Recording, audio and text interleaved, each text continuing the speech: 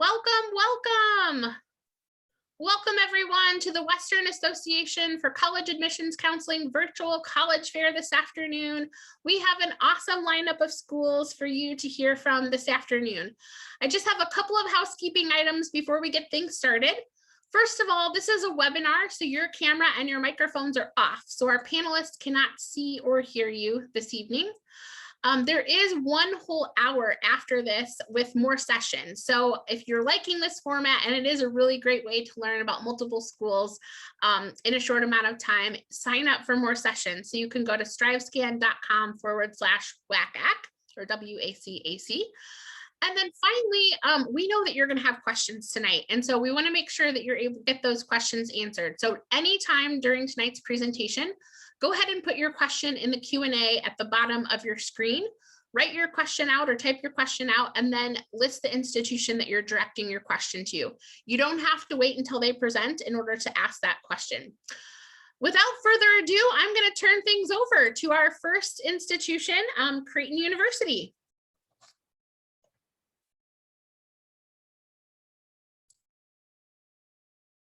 Oh, hello, thank you so much. Okay, well, good afternoon, everyone. My name is Maggie Franco, and like she said, I am an admissions representative for Creighton University. We are located in Omaha, Nebraska. I'm a proud alum of Creighton, and I'm excited to share with you the many reasons why I love Creighton and why I think you will too. I do want to let you know that I'm the only one from Creighton here this afternoon. So if you are asking questions in the Q&A while I'm speaking, I won't get to those until after I'm finished, but I will get to them.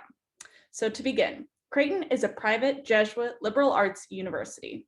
The Jesuits are the largest order of Catholic priests, but you certainly don't have to be Catholic in order to attend Creighton or any one of the 27 Jesuit universities in the country. The Jesuits were founded in 1540 by St. Ignatius of Loyola. As a Jesuit university, Creighton is forming leaders for a more just world by teaching behaviors that reflect critical thought and responsible action on moral and ethical issues.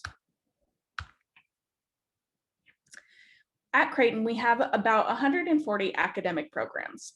We are truly a liberal arts school, and students will receive a well-rounded education taught by faculty members, aka professors, not TAs. We have about 4,400 undergraduate students and another 4,400 in graduate school. Our student to faculty ratio stays at about 11:1, and our average class size is 24 students. We really get students from all over, with about 80% of our students coming from out of state. And we have students from all 50 states and around 50 different countries. For our 3 undergraduate colleges, we have the College of Arts and Sciences, the Heider College of Business, and our College of Nursing, which is direct entry. We also have our own dental school, law school, medical school, occupational therapy, pharmacy, physical therapy, PA, NP, and graduate school that all give preference to our undergraduate students. This is a big deal. For example, the acceptance rate for our undergrads into our medical school is around 50%, whereas if students are applying from outside of Creighton undergrad, the acceptance rate goes down to around 6%. We had 157 students apply to medical school last year, which is more than Princeton, MIT, and Georgetown. The acceptance rate into our dental school is about 65 to 80% for our undergrads, and then goes down to about 6 to 10% for those who are applying from outside of Creighton undergrad. So you can see that it really crosses the program and isn't specific to anyone. We have developed an intraprofessional approach to education. We offer a team approach to healthcare education because we want our students to have experience learning as part of the healthcare team. Therefore, as a nursing student, you would be working with individuals from the different professional programs to really start that clinical-based experience right off the bat.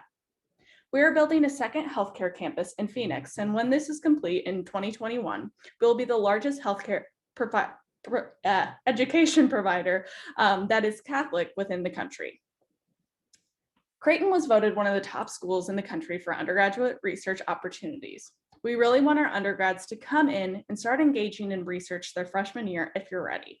Our Heider College of Business is well connected in the Omaha community.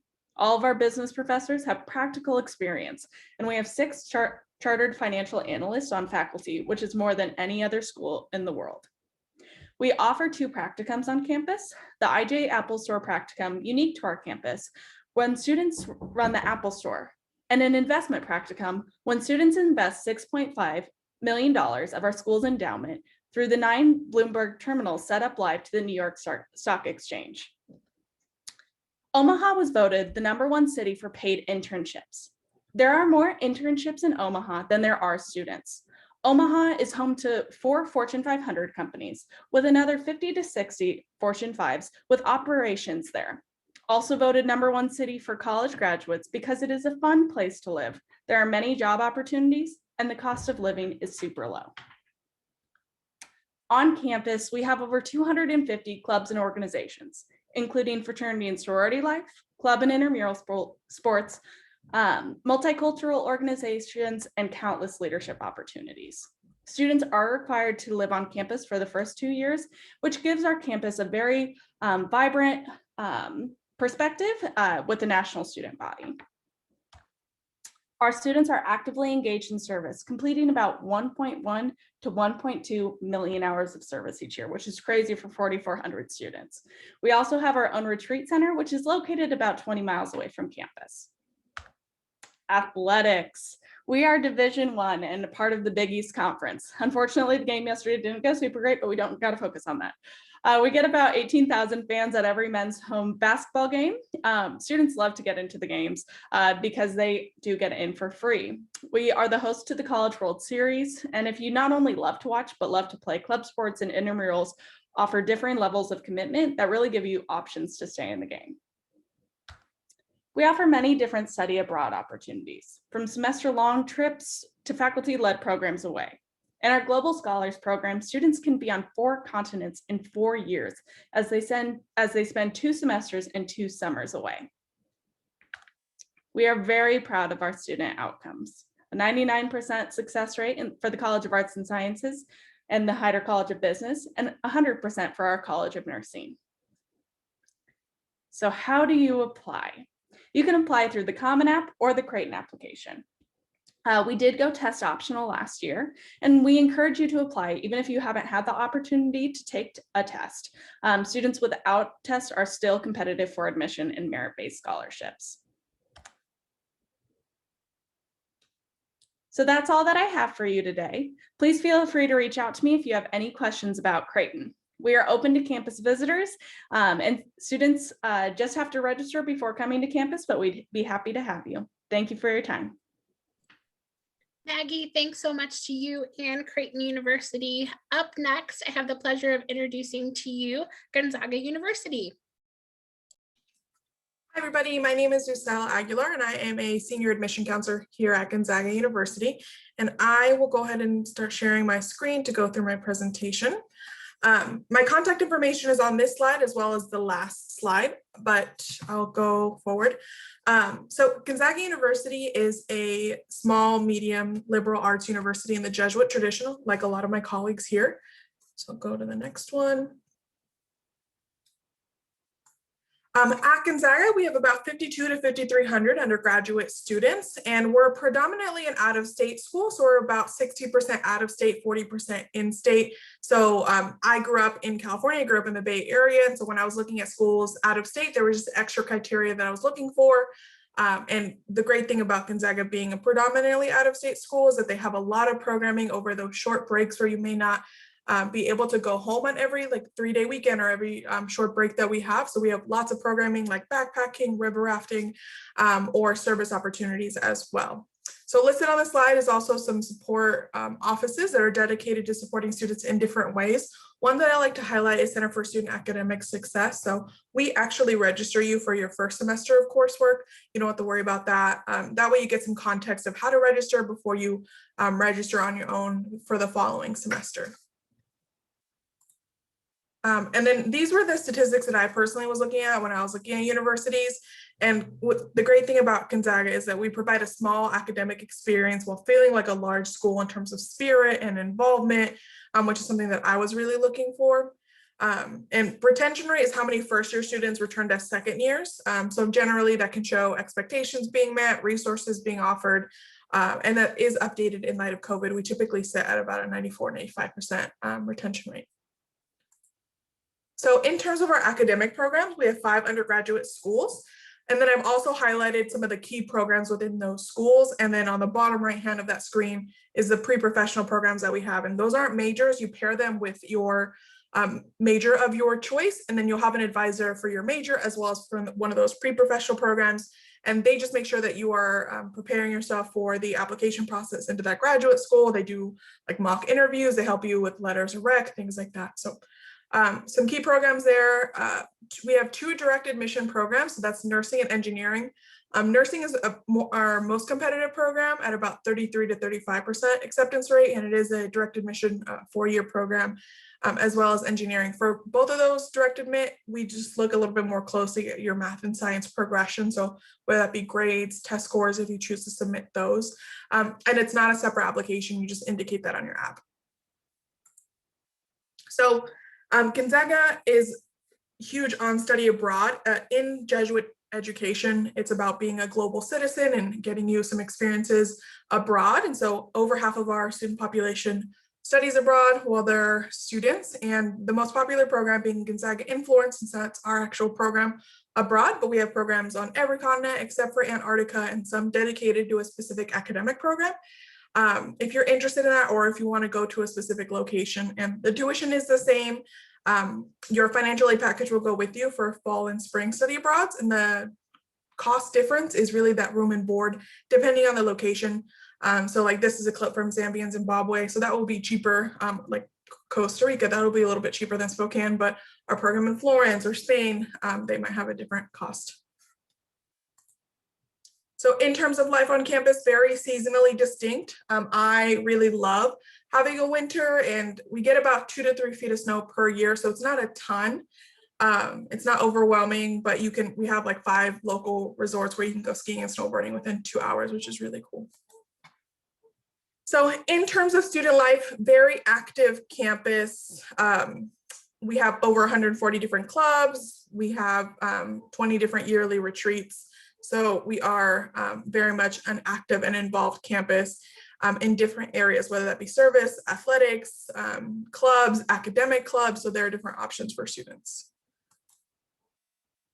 In terms of athletics, we are a D1 program for all of our men's and women's teams, and we do have club sports and intramural sports. And there are some fun traditions, and I can talk about that a little bit later on, but tickets are free for students, and there are tryouts at the beginning of the D1 and club sport seasons. Intramural, you just create a team, and it's championship bracket based. In terms of Spokane, we are the 2nd largest city in the state of Washington. We are on the eastern side of the state, very close to the Idaho border, very outdoorsy. We're about a half a mile from this downtown. So we're really close, but also like 10, 15 minutes in any direction. You can hit some kind of state park or outdoor program. In terms of admission, our application is on the Common App. That is where you apply to Gonzaga and many of these other schools. The deadline is December 1st. We only have one application deadline. We don't have an early action or early decision deadline, so you don't have to worry about that. Our incoming class averages are listed in the bottom left, and we are test optional for any program, whether that be a direct admission program, for consideration for merit scholarship. They're all test optional. We do admission interviews, and that can be great if you're looking at a direct admission program, or if you want to show demonstrated interest, since we do take that into account. That is how you can do that. Or if your academic profile is somewhere near there. And then with financial aid, need-based is by FAFSA, and that's due by December 1st. And we also have application-based scholarships that you can take a look at, and you are automatically considered for merit scholarship, so you don't have to apply. But that is my contact information. My name is Yusel Aguilar, and please feel free to ask questions in the Q&A if you have any questions or concerns. Yusel, thank you very much to you and Gonzaga University. Audience, feel free to put those questions in the Q&A box at any time, list out your question, and then of course the institution that you're directing your question to. Next up, I have the opportunity and privilege to introduce to you Seattle University. Hi everyone, my name is J.R. Abago. I have my colleague Nicole with me as well, but let me go ahead and share my screen if you just give me 1 second. So if you have any questions, feel free to put that in the chat. But at Seattle University, like many of the institutions here, we're Jesuit institution, we're very mission driven, and that's really what unifies our students, faculty, and staff. And so you're gonna find an emphasis both in and out of the classroom on ethics, community engagement, service, and social justice. And so in this next slide that you'll see, you're gonna see our campus, as well as a little bit of a snapshot of Seattle University. So everything within this red border is about 55 acres and it's Seattle University property. However, as you can see, we utilize the city to your advantage or to our advantage when it comes to your education. So we really highly encourage students to do internships throughout the year and not just for the summer. All of our classes are taught 100% per never by a TA or teacher's assistant or any sort of graduate assistant. Like, again, many of our peer institutions here in this session, we're about a small to medium-sized college.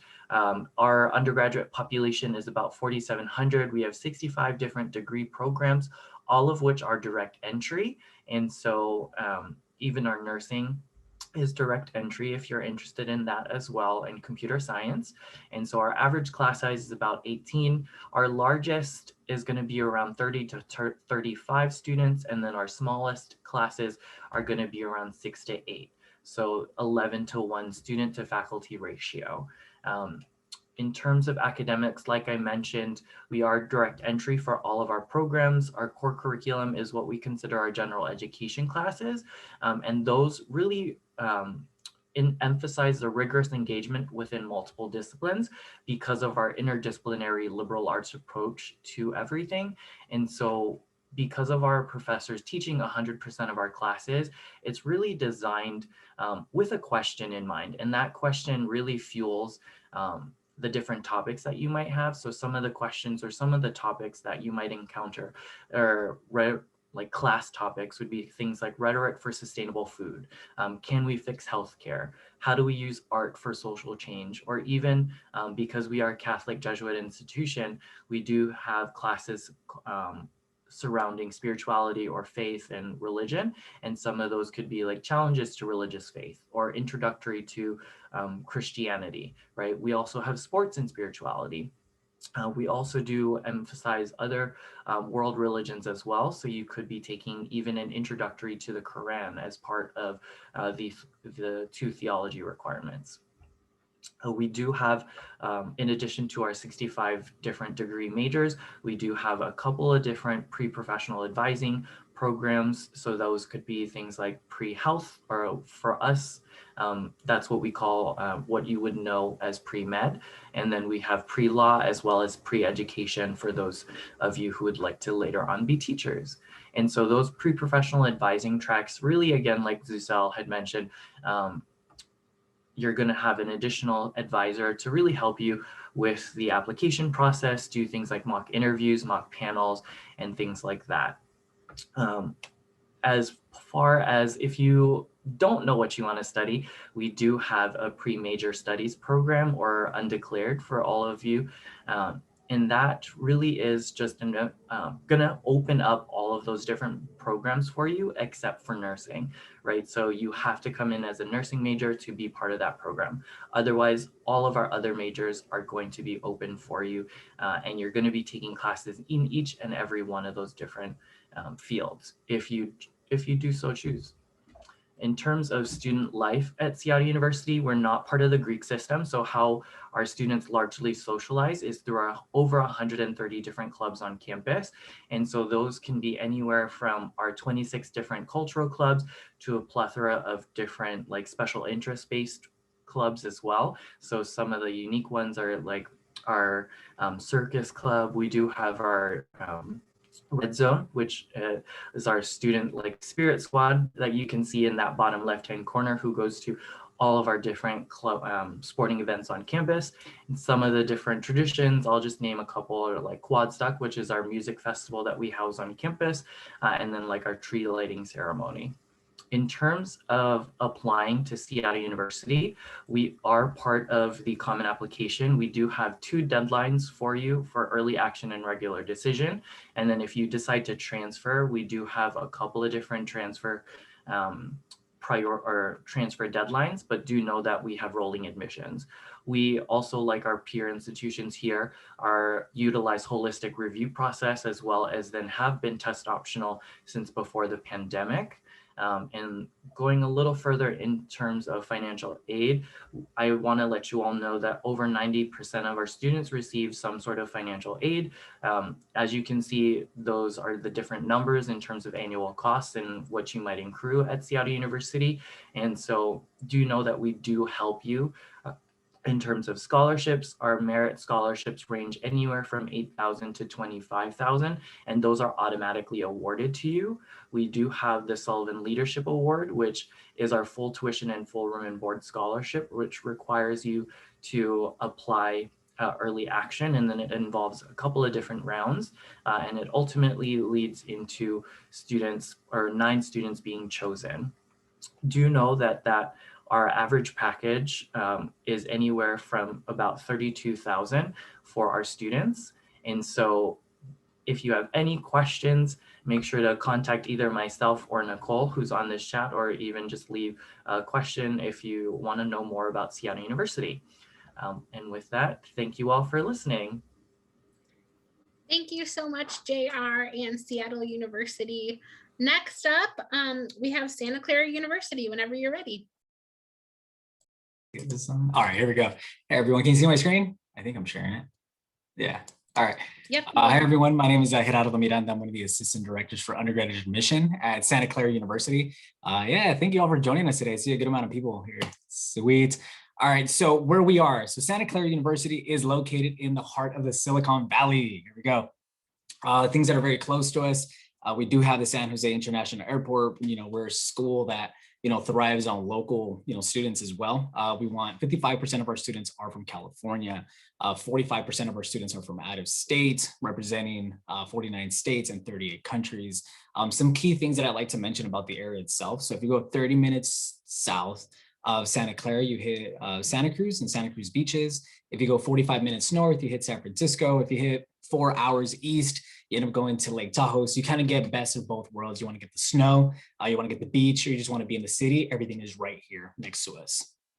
Something I like mentioning, 80% of our students do take on some form of internship by the time they graduate Santa Clara University. And this includes, working in giant tech companies, or students that want to work in education, or students just want to be around anything that they want to study. It is all here for our students. 86% of our students are employed full-time, so in graduate school or in a service program within 6 months. The graduate schools, they're a little bit competitive, but we do have the School of Engineering, we have the School of Business, we have pastoral ministries, we also have a law school here for our students. And it's something that we do like mentioning recently. I think we came out number 5 in California for highest median salaries upon our graduates, was at $65,000 a year. So that kind of return on investment, right? And our top employers do include, I don't know if you've heard of these companies, but Google, Apple, Lockheed Martin, Cisco, and Facebook. We do have 3 giant fairs for our students where they can take advantage of internships as well as jobs throughout the year. So it doesn't really matter what your major is, and these companies will come by and in these fairs actually take some of our students right away, right? That way they can get that learning experience, those internships right away as a student. You can take these as early as the beginning of your first year as an undergraduate. So that way you can kind of get that experience early on. So we are a Jesuit school, just like many of my colleagues here in the other universities. We believe in educating the mind, the body, and the spirit. And our core curriculum does include civic engagement. Where you're a student here at the university, we do ask that you, we actually require it, that you take 3 courses in religious studies or in faith. And these courses can be in whatever you'd like. If you want to study Catholicism 101, 102, you can, but by no means you have to take any of those courses. If you do want to take courses, it can be in the theology of marriage, theology of death, athletes, magicians, and gods, and you can take anything you would like. And these tend to be the courses that students like the most. 50% of our students do identify as Catholic, and then the other 50% of our students identify as something else, right? Or they don't identify as anything. But we do push our students to explore the world through study abroad programs. In these study abroad programs, you can go anywhere on the planet.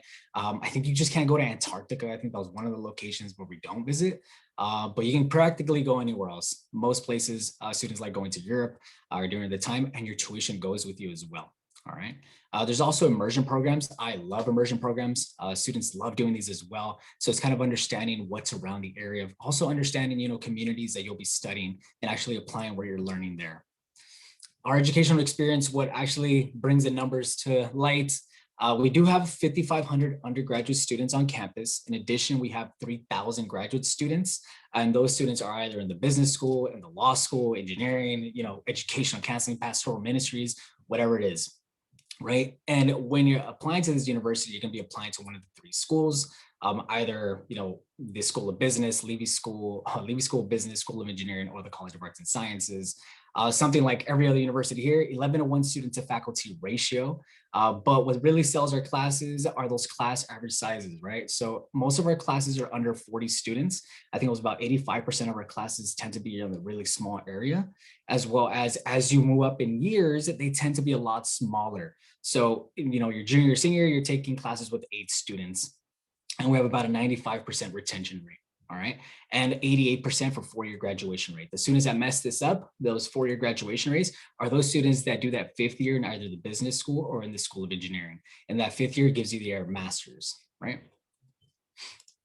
All right. So when applying to the school, like I mentioned earlier, you can apply to the College of Arts and Sciences, the School of Engineering, or the Levy School of Business. So when you're applying, you're going to be selecting one of these 3 schools. You don't apply to Santa Clara University, you apply to one of these 3 schools at Santa Clara University.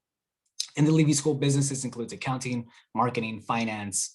Students that actually apply to the School of Engineering, these are for students that are computer science and engineering, mechanical engineering, or civil engineering. The most popular major that we do have on campus is computer science and engineering. If we would have any impacted major, this would be it.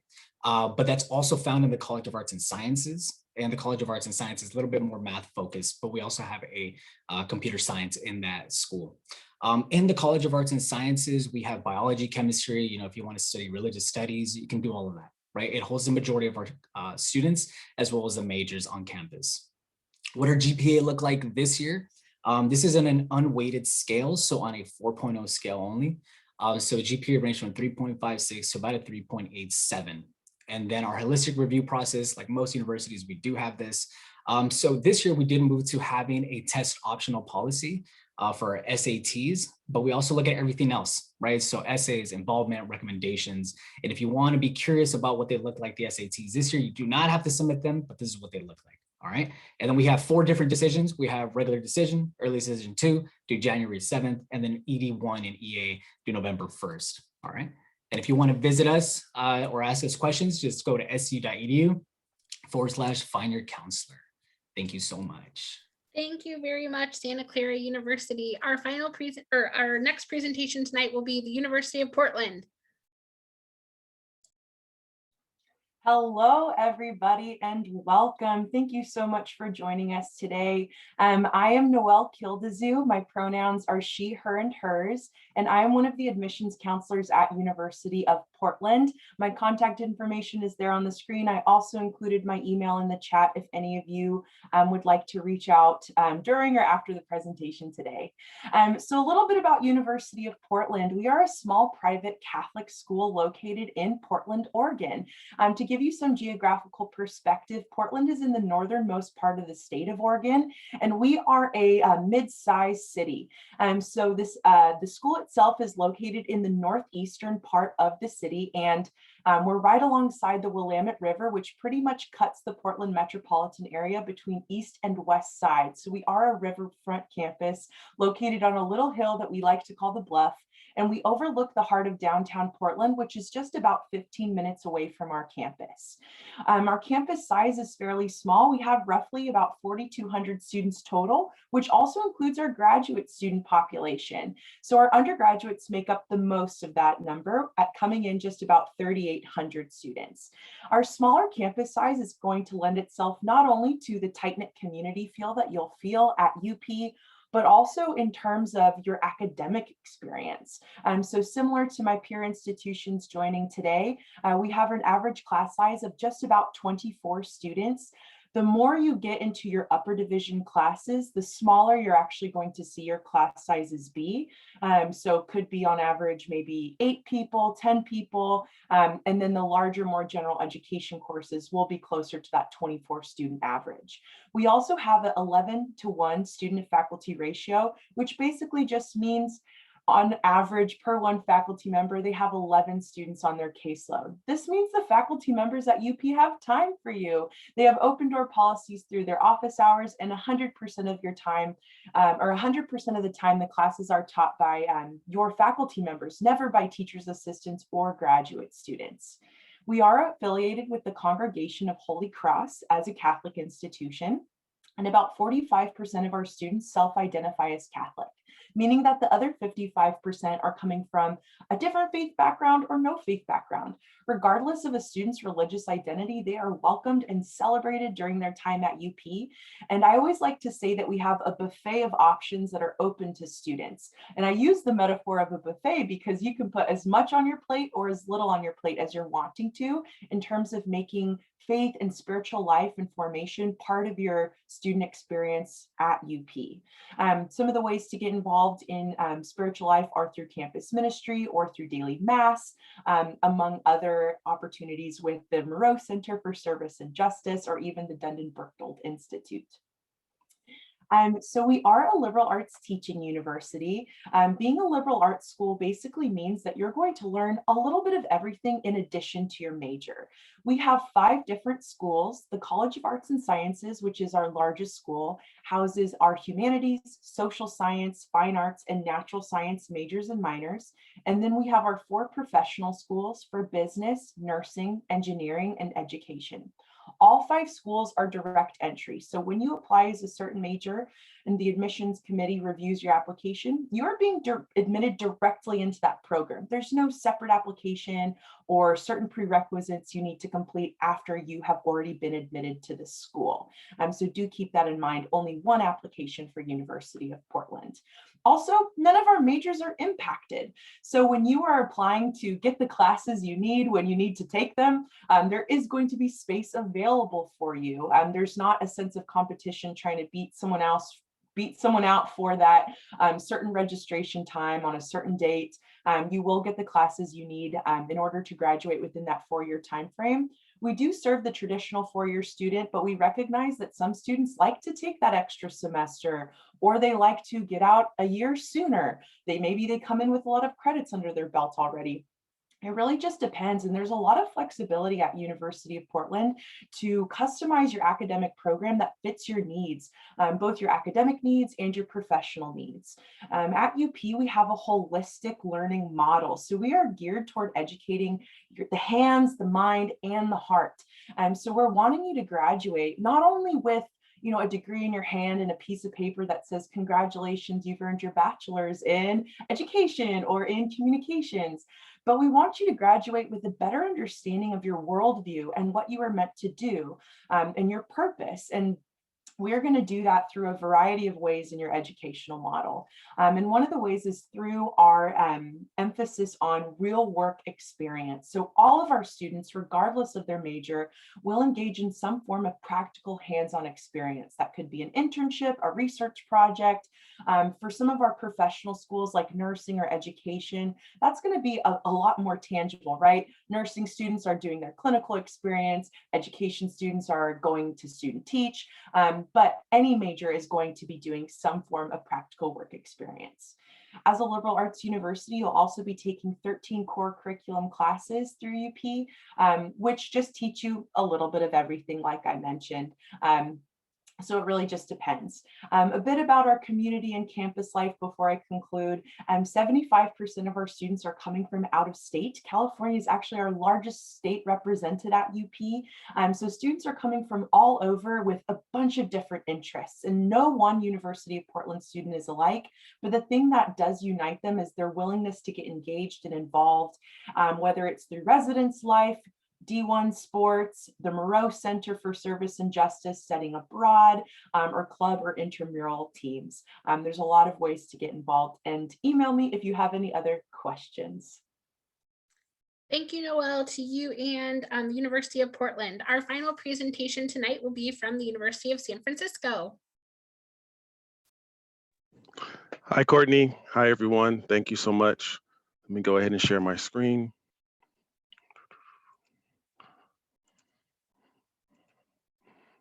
Get going here. All right. My name is Hervé Malone II. I am one of the assistant directors of admission here at University of San Francisco. For your interest, for those that were typing in the chat for USF, I go by the pronouns of he, him, and his. And so I'm excited to be here today to talk with you a little bit USF. As my other schools that presented today, we are one of the Jesuit Catholic institutions as well. We are considered a mid-sized school, so we have just under 7,000 students of the city, as we like to call it. If you've ever been around San Francisco or have you driven around, you might have seen some billboards throughout the city that say from here. And that is our institution's motto. We strongly believe that no matter where you're coming from, what major you're coming to study, there's so much opportunities and access for students to get internships while in college or even postgraduate jobs once you leave the school as well. 5-acre campus, and one of the things that we are really proud and excited about is our rankings for diversity.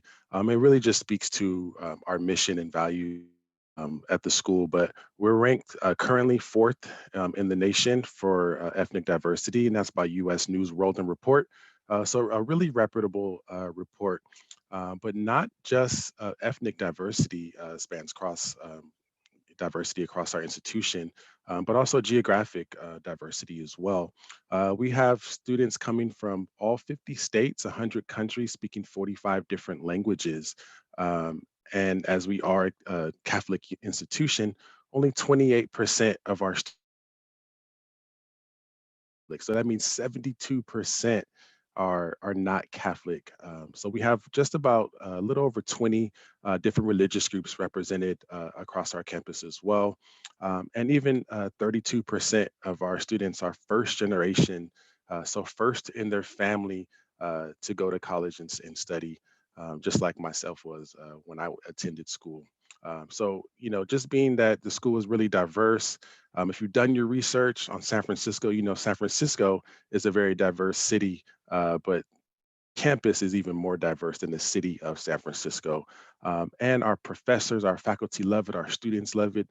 They come here for one of those aspects, and our students learn and grow so much because of that.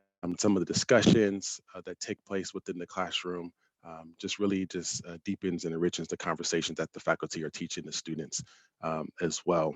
Speaking about academics, we have over about 44 to 45 different majors across and about 72 different minors across our campus. So we educational experience at USF. So whether that means you double major or you triple major or pick up a minor as well, you totally can do that. We are not impacted outside of the majors of nursing and engineering. So those are our most competitive programs. Nursing in particular is a top 25 program.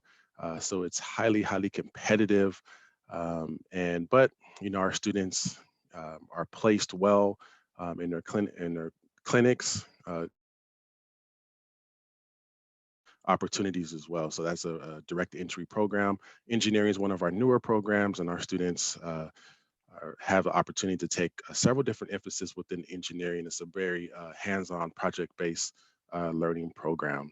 We also encourage our students to go study abroad as well. If that's something that excites you, you can totally do that. Our students go to over 40 different countries, opportunities to do so throughout their time at USF, beginning as early as your sophomore year. As far as our classroom size goes, we're about 25 students per class, and with this 13-to-1 student to faculty ratio. So again, size school, but that small type school environment where the professors will know you, they'll know you by name, not an ID number, and that's something that interests you. And a lot of the times you'll make those connections with your faculty. They'll be your first point of contact for jobs, for internships, and so forth throughout your time at USF. Switching gears a little bit, as I come down to the last minute or so, ton of things to do on our campus. We're Division I school. We have intercollegiate athletics, Greek life, fraternities, sororities. Living on campus is not required, but we do guarantee for your first 2 years as an incoming freshman. We're super excited. We're building a brand new dorm, which is set to open this fall, adding 600 more beds to our campus. So definitely getting more students to live on campus, and it's a lot of buzz and excitement there as well. And then lastly, the ways to apply. We are a common application school. It's one way to apply. We were always optional before COVID. So that has been our process as well. There's 3 applications. So there's early decision, early action, which is November the 1st, then regular decision, which is January the 15th for the deadline. That is all I'd like to leave you with today. We'll be around to answer any questions you have. And lastly, go Dons. Thank you so much, University of San Francisco. I'd now like to invite all the panelists to turn back on their cameras, and we'll do a round robin question and answer here. So I'd first like to pose the question to our group of what is your favorite event or tradition on campus? And we'll start again with Creighton University. So while there are many to choose from, I'd have to say that my favorite tradition is all of our freshmen during our welcome week will touch Billy's beak, which stands on one end of our campus. Billy is our mascot. And at graduation, you pass by that same Billy the Blue Jay statue and everyone touches that. So you end your time at Creighton and start it the same way.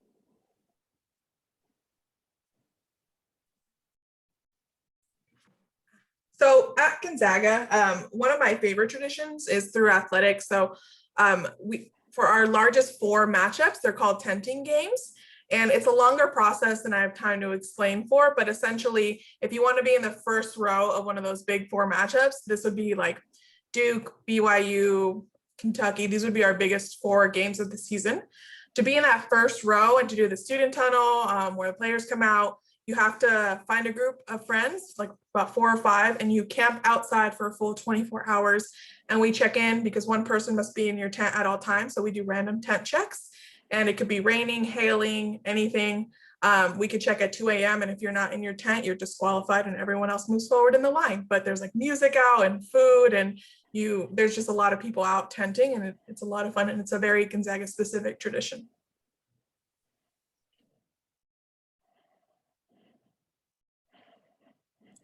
JR, I think you're next. Yes, sorry about that. I forgot where I was in the line. In terms of my favorite tradition at Seattle University, so a lot of our the 26 different cultural clubs on campus will have large legacy events. So things like for the Hawaii Club, it's Luau, or for the Filipino Club, it's Barrio Fiesta. And so all of the student clubs on campus really support each other in that aspect in terms of helping put on this large event that houses 500 plus individuals. So all of the costumes, the food, the choreography are done by the students. And it's just a showcase of what they bring in terms of tradition and diversity onto campus. So I had the lovely opportunity to both be involved with Luau and Barrio, and really an amazing experience from my freshman year to my senior year as well.